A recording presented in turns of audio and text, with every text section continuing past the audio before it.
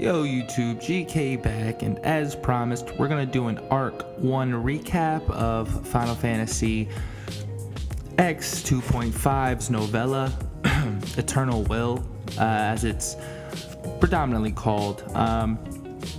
The Arc idea isn't something that the director or the creator or the writer came up with. It's something I'm doing in the hopes that it sort of allows us to communicate on what has happened in the journey so far and serve as pivotal points in the story thematically or overall ambiance wise that lends itself to an ending and conclusion, and I believe the first 13 chapters do that.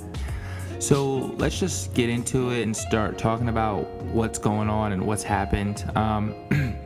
It'll all take place after the events of Final Fantasy X2's perfect ending, is what I'm thinking so far, as I do believe that is the ending to the game. And I'm hard pressed to believe that Final Fantasy X creators never had in mind that they wanted to create a sequel to the game, that it was purely like fans didn't want to see that type of ending. I don't necessarily believe that, considering the newness of a PlayStation 2 and everything that title was able to do in terms of voice acting and graphics.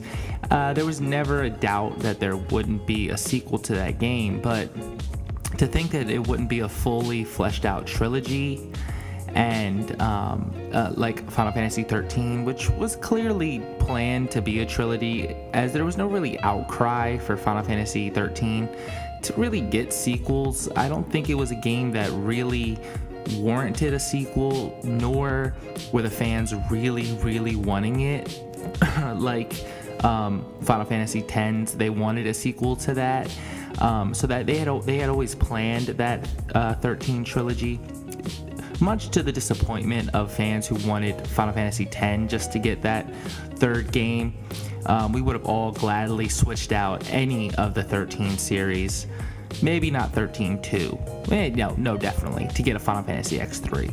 Those are just some of my ideas on why this novella probably exists, is to fill that void that was clearly, not meant to be there for fans, and really shows that the growth of the company is something that sometimes they can't control. So let's not kill Square Enix so much in regards to other things as well, because we're all growing, we're all learning, and art is really hard to put on paper. I don't know if many of you know that or are creators yourselves, but it is very hard to get that down. And the fact that we got Final Fantasy X and it ended it that way, and we got X2, goes to show that things can change, and things and decisions can be made on the fly if you want to take it that way, to get more content and more story and more credibility for the artist to do what they want with their project. So now that that's kind of out the way, let's get into it. So Titus has arrived back on Besaid in the ocean. Something's up with this ocean of Besaid. If we remember, Titus didn't exactly enter the realm of Spira at Besaid. However, he was transported there. And now this makes it twice that he was transported specifically to the waters of Besaid. What we've learned about the waters of Besaid is that it's not fully mapped. There are islands out there that are, could be empty or could be full of life. However, a lot of the people don't necessarily know every island chain in the Besaid region and that water. And there's a difference in the water types. There's like your blue clear, like the shores of Besaid, and then we have like the deep ocean, where Titus and Yuna do end up in that deep ocean. But before that, we have a Titus, or I'm going to keep saying Titus because I don't care what Dissidia said. It's not Titus. There's no E. There's no accent. It's Titus. He has realized that he is lost a step, so to speak. He does not really feel to 100%. Though I think it's more so that it's going to be a gradual effect over time, that he'll eventually become back to normal Titus. He says repeatedly that, is it really because people have grown so much, or is it because of his abilities have kind of went away? Yuna is protecting the town of Besaid from change, basically. She's the medium between new and old. The people of Besaid are very lost, especially the older people. They don't understand the changes that are coming, and they're really trying to hold on to Yevon. Now, Yevon, there are many problems with Yevon. I saw that, the excuse in X2 was that the people aren't ready for change, only one thing at a time. But that mentality really just makes you, slow, where if younger people can handle that, and there's always been that divide between young and old, and this novella definitely plays with that idea. So Titus is asked to do some tasks, wants to see Yuna, but she's not really feeling him, he thinks, but she ends up taking him away on a boat secretly away from the island. The Besaid Aurochs' boat, actually, they used to train. They become a legit blitzball team and threat. So we have them, and I think they make love. I think they do that. I think it's implied, however, not explicit. I think it's about time that our characters grew up and had sex. So I'm going with that they did have sex, and it's very erotic, a lot of the writing in this novella. So that kind of happens. We see Waka Lulu, Titus meets Pain. We also meet another character, Bria. Bria is like our Auron character for now. He seems to know a lot and was sent from Bavel. The whole thing with Final Fantasy X2 is that usually the Youth League were the people sending people out around the world to do their part and try to help, where Bavel was still very closed in. We've never really even been to the town of Bavel, right? We've really only been to like that temple, like in any of the games. So I would really love to see that. I'm gonna make a note of that actually in this video I have coming up about things I want to see in Ffx-3. Going to Bavel, that would be definitely a priority. Back to what I was saying. Bria, he knows a lot of things, and he vows to uncover the truths. We don't know what those truths are, whether it's about sin, whether it's about the origins really of the Bavel and Xanarkin of the Machina Wars. We have a clear distinction in this and it was played out in Final Fantasy X2 about machines and Machina. They are very different. And the biggest thing I can say right now without spoiling a future video is that the Bedalls, which are in this novella, are basically like, they're not cyborgs. They're just humanoid robots. If that makes sense to you. I know it sounds very futuristic, but the concept has been around for millennia, and modern science has gotten us pretty close to that. So the story flashes back to, I would presume, 1,000 years ago during the war, and we get the sides of Bavel and Xanarkin. We get people on those sides. I'm not going to go into too many names, but we have a Kush, Alib. We have summoners, Aeon cores, which is kind of like the origins of the pact that you make to defeat the final Aeon, right? In the lore of Final Fantasy X, right? The idea that you want to sacrifice someone you love to create an Aeon powerful enough, and that bond is powerful enough to defeat sin. It worked a little differently 1,000 years ago. A summoner could have many cores and create, they didn't necessarily call them Aeons, but monsters of some effect. Monsters may not be the word either, but they create beings, and these beings could be all different. That's why I think over time, the idea of they made the summoner weaker, in my opinion. right? This is kind of supported too, that over time a summoner's powers became weak, therefore they really needed to sacrifice one to be strong enough to beat Sin. So we get that aspect. Summoners are still protected basically by the whole Xanarkin Guard. That's kind of where the idea of guardians come into play. They didn't have a pilgrimage, so to speak, but war times obviously made them highly valued assets. But the idea that Xanarkin gave up its machine capabilities for some reason, we're not really sure yet. We know there's a leader of Xanarkin who I'm going to assume is Yunalesca's father. It's a little unclear, but that's a great assumption to make at this moment. Brother Pain, they have their airship. Airships were common, kind of, in the Thousand Year War. Bavel had them and Xanarkin had them, kind of.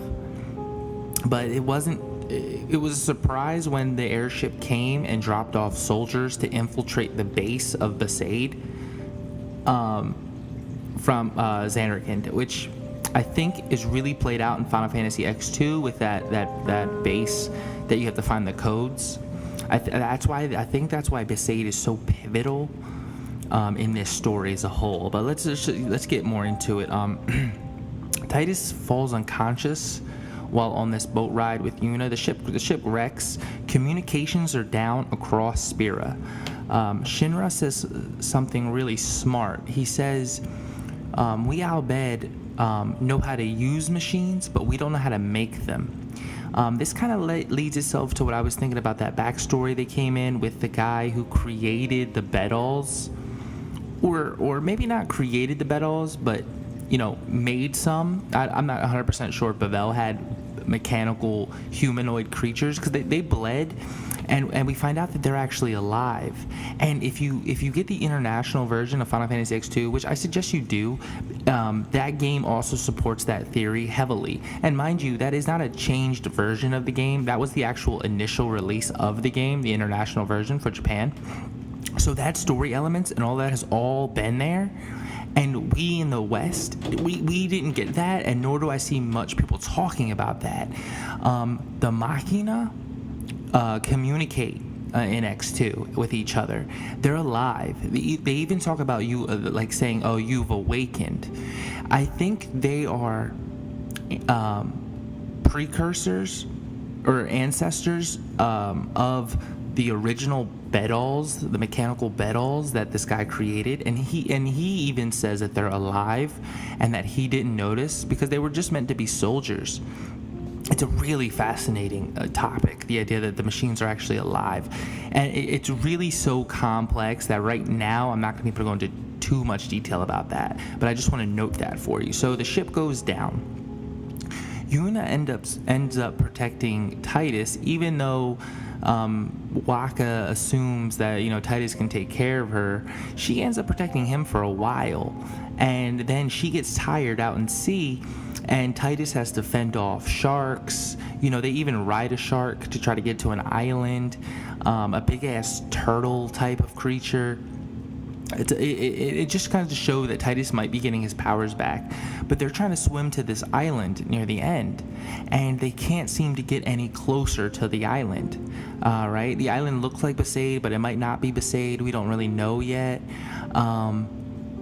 But they're not getting any farther, and it kind of gives you the idea of space and time again is being played with, because earlier, remember when I said Titus was helping the Aurochs unload from the boat?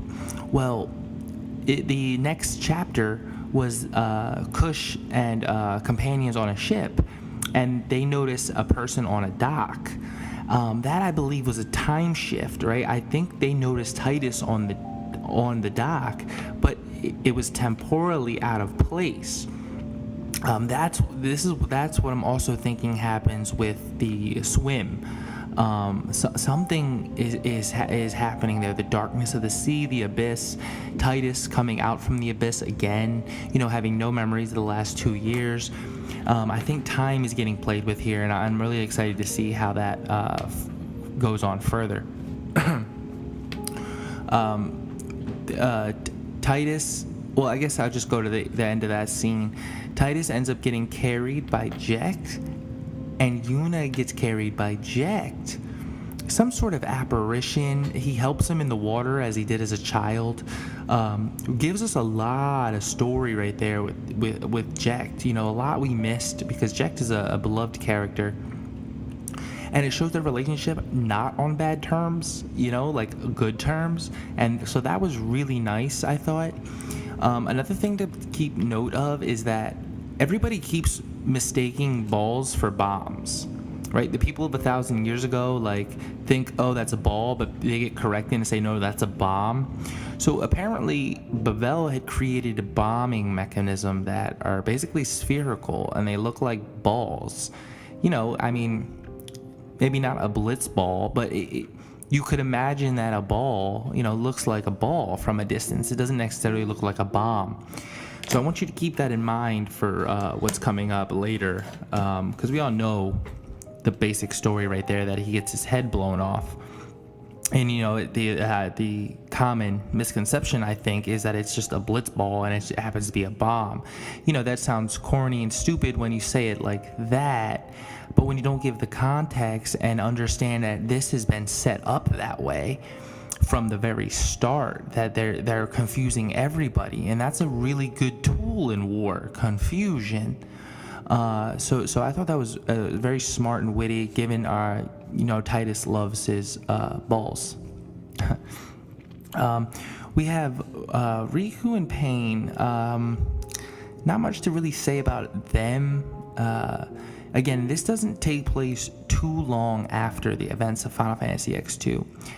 I'm going to assume anywhere between 6 months and a year. I guess that's what I would like to see, but it's definitely not more than a year, and it's definitely not less than 6 months. It takes place after the events of X2. If we say X2's events took place in 6 months ish, give some time frame to that. It's definitely not a year, because everyone says you've been gone for 2 years. So the events of X2 didn't take place in a day. We know that because you had to at least sleep on the airship once every chapter, so 5 days.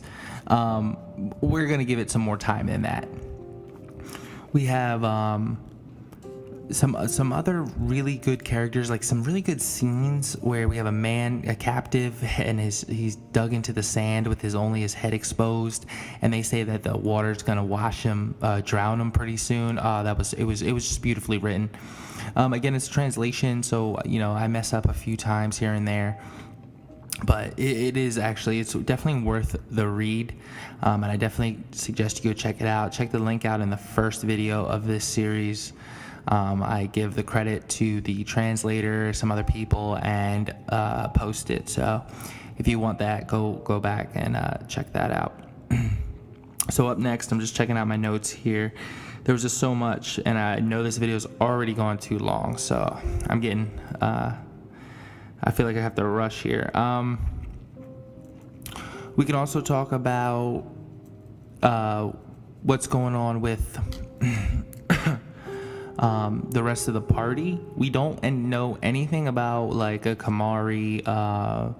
We don't know anything about Auron. I guess the idea is that he got sent. But that's iffy at best. With all of that, Titus and Yuna. There's something I feel that Yuna's keeping from Titus. I'm not sure if it's the way he got summoned back, because there is a do summon system introduced in this novella I've also heard of, that I'm unclear of, because I haven't read it yet, but it might have something to do with that.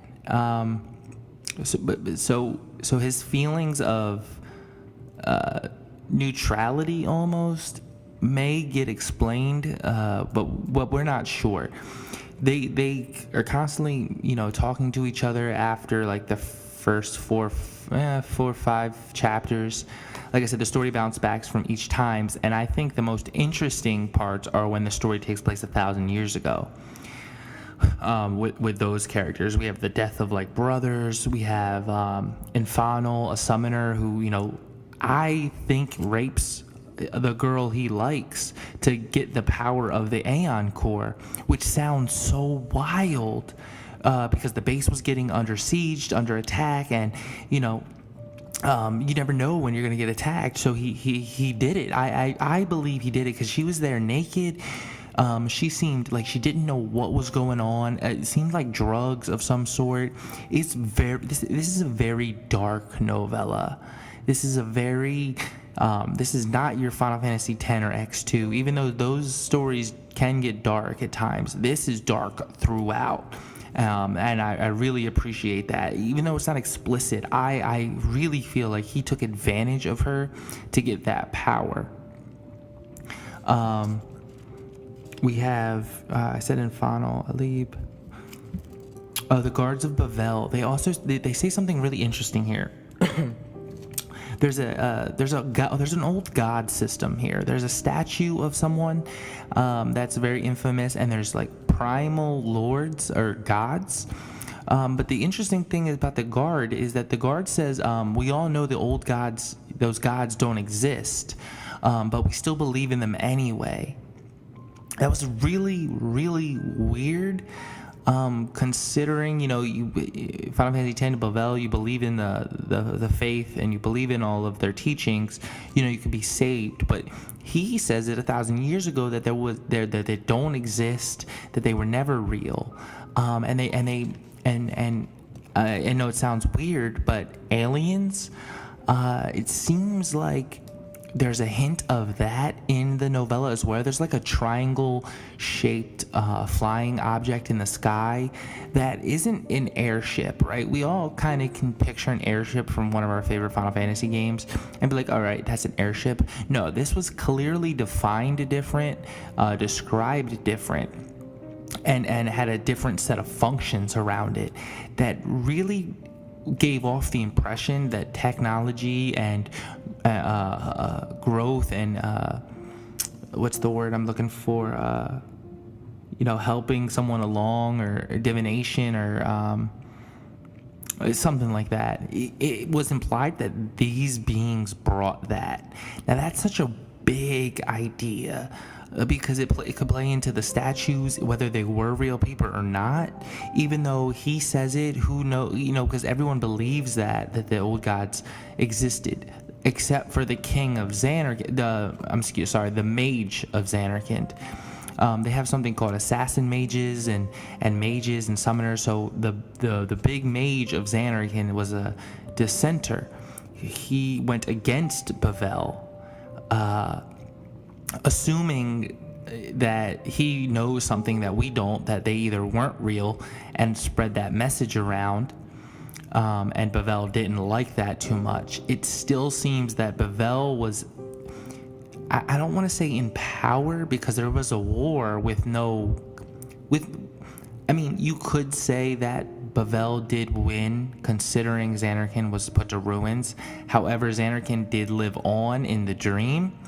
So technically we kind of have a war with no winner.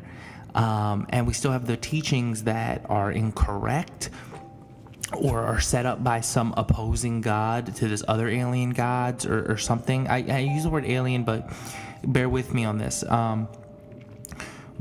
There's some kind of setup here. The mage of Xanarkand, we have Xanarkand as its own city state. You know what I could equate this to almost, even though it's hard, because again, the game I'm going to mention, Final Fantasy 15, is very convoluted in that was it really the Empire's will to take the crystal, or was it Arden who pushed the whole Empire to the brink of destruction and needing resources that they needed the crystal?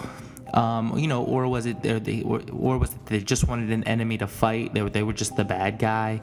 That argument is just so lame. There's no such thing as bad guys and good guys really anymore, which I love. This isn't the old school Final Fantasies where they're bad or they're good.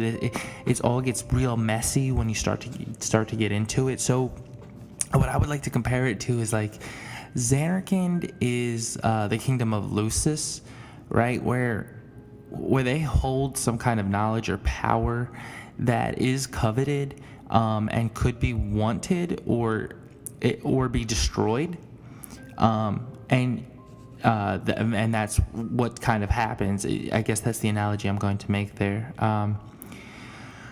It's just so much happened, and glad you are listening or staying tuned to the updates on the read through. Tomorrow we will have some more chapters read, so stay tuned for that.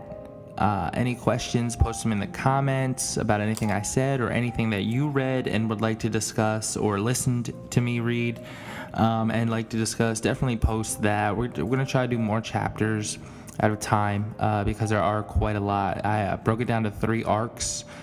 So we've completed the first arc, and it took a while. So we're going to definitely try to get this more done, do less talking during the chapter videos and just more reading, and do the recap videos, make those longer videos for the future for arc 2, and there won't be a recap for arc 3. We'll just go straight into analyzing theories, talking about everything from it in the post finale of the novella. So I'm GK. Have a good day. Stay tuned for I'm doing a new one sitting drawing pretty soon. You have any ideas for that? You want to see a Final Fantasy character done and drawn? We can do that. Getting back into it. Gotta stay committed. So and you too. Whatever you want to do, you try to stay as committed as possible. Whether it's changing your sleep schedule up a little bit to get that one thing done that you may want to do or work on, or if you want to go and get in shape, you want to become a creator of any kind, you want to make a lot of money. One thing I will say is that you have to do it for the passion of doing it first, because if it doesn't start there, it won't go anywhere.